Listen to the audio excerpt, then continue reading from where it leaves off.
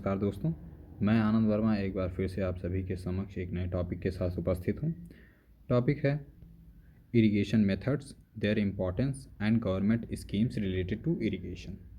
ये हमारे सिलेबस का भी हिस्सा है। बीएससी एग्रीकल्चर सेमेस्टर 1 में फंडामेंटल ऑफ एग्रोनॉमी और फंडामेंटल ऑफ हॉर्टिकल्चर ये दोनों के सिलेबस का हिस्सा है। तो देखते हैं ये सिलेबस के कौन कौन से कंपोनेंट को कवर करेगा। तो इरिगेशन में scheduling criteria and methods, quality of irrigation water कि भाई इरिगेशन सिंचाई वाले वाटर की क्या क्वालिटी होनी चाहिए, क्रॉप वाटर रिक्वायरमेंट्स मतलब कौन सा क्रॉप कितनी वाटर चाहिए उसको, किस इसके अलग अलग बेसिस पे, वाटर रिसोर्सेज हमारे पास वाटर के करेंट रिसोर्सेज क्या क्या हैं, किन किन तरीके से हम पौधों को सिंचाई के लिए पानी उपलब्ध करा सकते हैं, और वाटर यूज इफ़िशियंसी कि वो पौधा आखिर कितनी मात्रा में वाटर यूज़ करता है, कितना इवेपोरेट होता है, इन सब के संदर्भ में। तो हम बेसिकली इसमें 3 मुख्य बातों का ध्यान रखेंगे कि मेथड ऑफ इरिगेशन क्या क्या हैं, उनकी विशेषताएं और इससे रिलेटेड गवर्नमेंट की स्कीम क्या क्या हैं।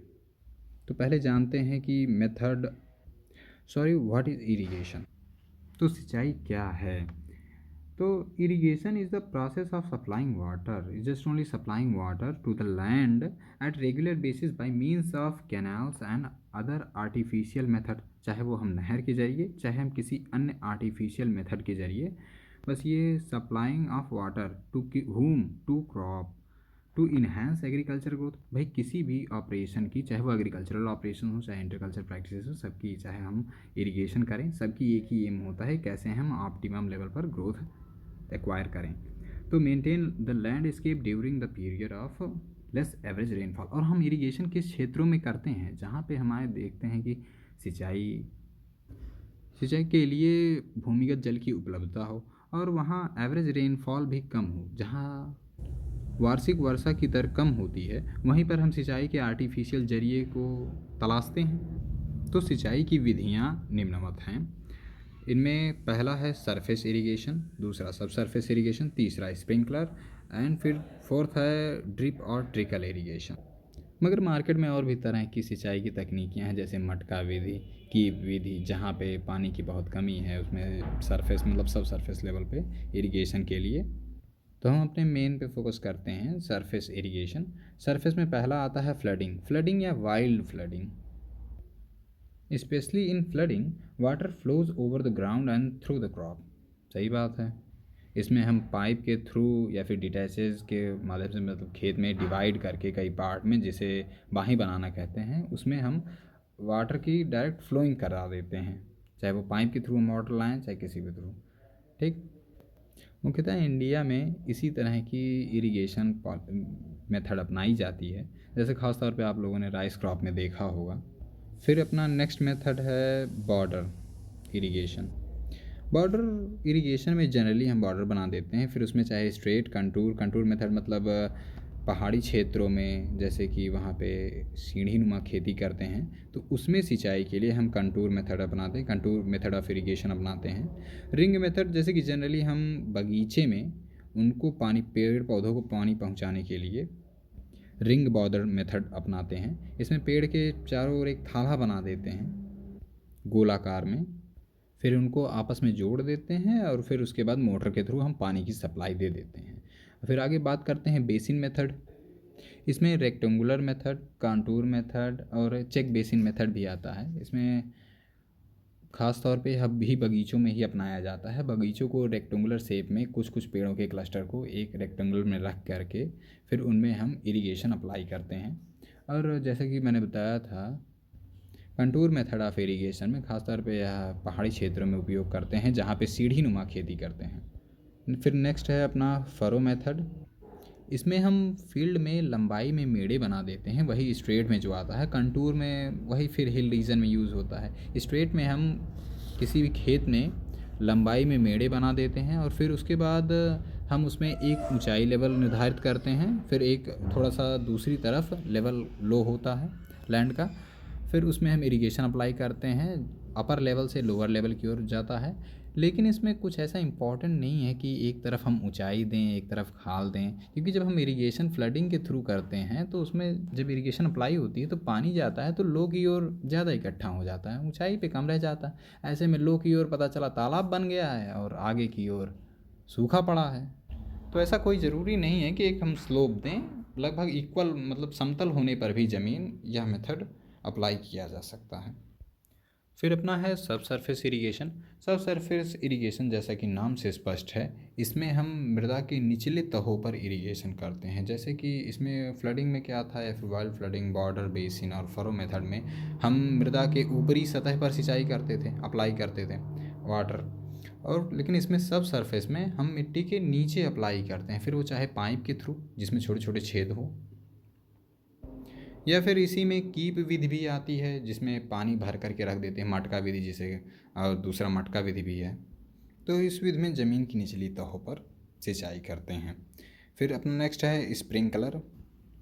इसमें किसी एक पंप के द्वारा हम प्रेशर क्रिएट करते हैं और फिर इसमें फव्वारे के तौर पर पूरे फील्ड में हम इरिगेशन करते हैं। फिर नेक्स्ट है अपना ड्रिप और ट्रिकल इरिगेशन। इसमें हम बूंद बूंद के द्वारा सिंचाई करते हैं। ये खासतौर पर उस रीजन में अपनाया जाता है जहाँ पे पानी की स्कैर्सिटी होती है। फिर आगे अगर आप बुक में देखेंगे तो बुलबुला विधि यानी बबल सिस्टम, ऐसे बहुत सारे सिस्टम ऑफ इरिगेशन हैं, लेकिन वो उतनी इम्पोर्टेंट नहीं है। अब आइए चलिए हम इनके इम्पोर्टेंस जानते हैं कि सरफेस इरिगेशन, सब सरफेस इरिगेशन, स्प्रिंकलर या ड्रिप के क्या इंपॉर्टेंस हैं। तो सरफेस इरिगेशन में अपनी कोई ख़ास कॉस्ट नहीं आती है, क्योंकि low initial investment cost in purchasing equipments. दूसरा, अपना किसी ख़ास स्किल की ज़रूरत नहीं पड़ती इसके लिए, और इस मेथड के ज़रिए रन ऑफ वाटर भी रिसाइकिल किया जा सकता है। जैसा कि ये जो नीचे चित्र दिया गया है फरो मेथड का, यानी जो सरफेस इरिगेशन का बेहतरीन एग्जांपल है ये। नेक्स्ट, सब सरफेस इरिगेशन। सब सरफेस इरिगेशन के अंतर्गत जैसे ये दिखाया गया है कि इसमें जड़ों के पास से जाती हुई पाइप लगाई रहती हैं, जिसमें छोटे छोटे छेद होते हैं। उन छेदों से में जो पानी आता है उसमें हम न्यूट्रिएंट्स भी अप्लाई किए रहते हैं। इसके फ़ायदा ये होता है कि nutrients are applied near root, पास ही में रूट के पास में ही हम न्यूट्रिएंट्स दे देते हैं। और वाटर का लॉस जो इवेपरेशन के थ्रू, मतलब सरफेस पे वाटर होने से जो सूर्य की सोलर रेडिएशन से इवेपरेट हो रहा था वाटर, वो होने से बच जाता है, क्योंकि वो सॉइल सरफेस के बिलो होता है। भाई सॉइल में हीट जनरेट होगी, वेपर बनेगा, फिर उसके बाद ऊपर जाएगा, वो सब बात की बातें हो जाती हैं। तो लेस वाटर रिक्वायरमेंट, सही बात है। फ्लडिंग में तो हम सीधा ऐसे ही खुला छोड़ देते हैं कि भाई भरो पानी जितना भर पाओ, लेकिन इसमें पानी की काफ़ी बचत हो जाती है। और वाटर प्योरिटी, वाटर प्योरिटी इस वजह से मेंटेन होती है क्योंकि इसमें आप डायरेक्ट वाटर अंडरग्राउंड में अप्लाई कर रहे हैं, वाटर सरफेस पे नहीं है, जिससे कुछ पॉल्यूशन का एड्जॉर्प्शन नहीं हो पा रहा, उसके ऊपर अधिशोषण नहीं हो रहा है। अपना नेक्स्ट है स्प्रिंकलर इरिगेशन के महत्व। स्प्रिंकलर इरिगेशन का महत्व है कि यह कोर्स टेक्सचर्ड सॉइल में काफ़ी ज़्यादा कारगर है। और दूसरा है water can be applied at a low rate, सही बात है, कम पानी इसमें यूज़ होती है।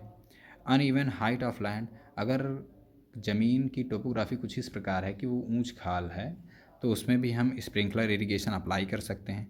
दूसरा, प्लांट फील्स रेन, पौधों को भी बरसात जैसा फील होता है, उन्हें भी लगता है हाँ पानी बरस रहा है, लगे रहो।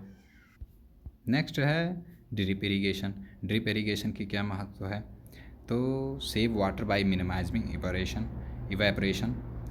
इसमें भी पानी हम उतनी देते हैं जितनी उस पौधा यूज़ कर ले, हम इवेपरेशन के लिए इवेपरेशन लायक पानी ही नहीं देते हैं, भाई बूंद बूंद करके पानी देंगे तो पौधे ही पी ले, वही बहुत है।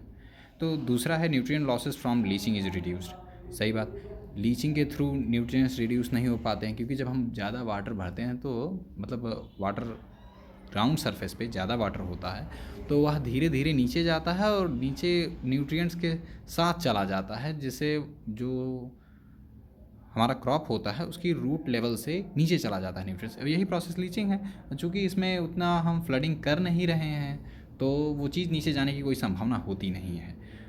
तीसरा है नो लैंड ग्रेडिंग रिक्वायर्ड, भाई कोई ज़रूरी नहीं इसके लिए सैंड, सिल्ट, क्ले कुछ भी तरह की हो, हम उसमें अप्लाई कर देते हैं ड्रिप इरिगेशन। ख़ासतौर पे ये एरिड रीजन में यूज़ होता है, जहाँ तो पानी की पहले ही स्कैर्सिटी है, तो वहाँ हम अप्लाई करते हैं। Applicable in less water area, वही बात है।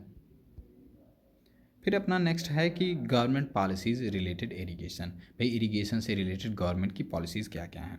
तो इसके लिए 2014-15 में हमारे प्रधानमंत्री साहब ने प्रधानमंत्री कृषि सिंचाई योजना का शुभारंभ किया था, जिसमें 50,000 करोड़ रुपए सैंक्शन किए गए थे केंद्र सरकार द्वारा 2014-15 से लेकर के 2019-20 के पंचवर्षीय योजना के तहत। इसमें ख़ास तौर पे माइक्रो इरिगेशन को प्रमोट किया गया था, जिसके अंतर्गत पर ड्रॉप मोर क्रॉप, मतलब हर बूंद में हम ज़्यादा फसल लें, ज़्यादा उत्पादन लें, मतलब ऑप्टिमम लेवल की ग्रोथ हम प्राप्त करें हर बूंद में। और अपना दूसरा है हर खेत को पानी। इसके थ्रू हम हर खेत को पानी दे सकें।